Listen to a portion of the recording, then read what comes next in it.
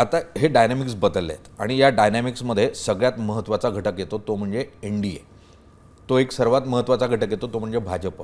आणि भाजपचं शीर्ष नेतृत्व जे याला हिरवा कंदील देऊ शकतं ते म्हणजे एक तर पंतप्रधान किंवा गृहमंत्री अमित शहा.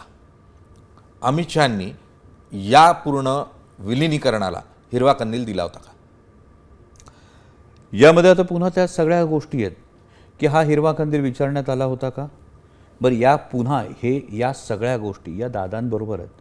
म्हणजे तुम्ही एक दादांची जर 16 नोव्हेंबरच्या आसपासची जर एक पोस्ट पाहू शकलात तर मग ती पोस्ट बघून हा प्रश्नसुद्धा निर्माण होतो ना की त्या भेटीमध्ये दादा हे एकटेच माननीय गृहमंत्र्यांना भेटलेत.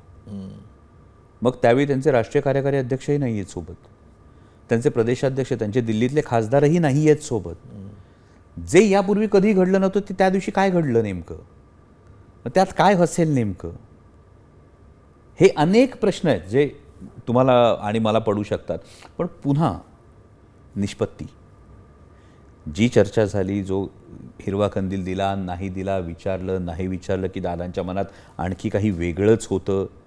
म्हणजे एकीकडे भारतीय जनता पक्षानं आम्हाला कुबड्यांची गरज नाही असं सांगणं ही वस्तुस्थिती होती.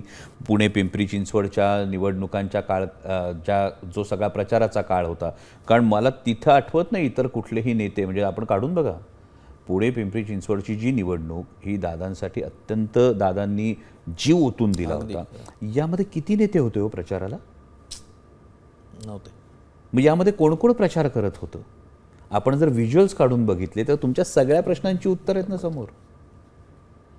मग तुम्हाला हा प्रश्न त्यावेळी मला वाटतं खरं तर पडायला हवा होता की अमोल कोल्हेंचा काय संबंध तिथे प्रचार करत राहण्याचा, पण रोहित पवारांचा काय संबंध, एकत्रितपणे एका चिन्हावर निवडणूक लढता म्हटल्यानंतर आम्हाला स्पष्ट होतं की हे विलिनीकरणाच्या दिशेने जात आहे. मग जेव्हा हा प्रश्न तयार होतो की जेव्हा हे इतक्या समरसतेने गोष्टी होत आहेत आणि त्यानंतर जर कोणी नाकारत असेल तर मग हे का, हा प्रश्न सर्वसामान्याच्या मनात तयार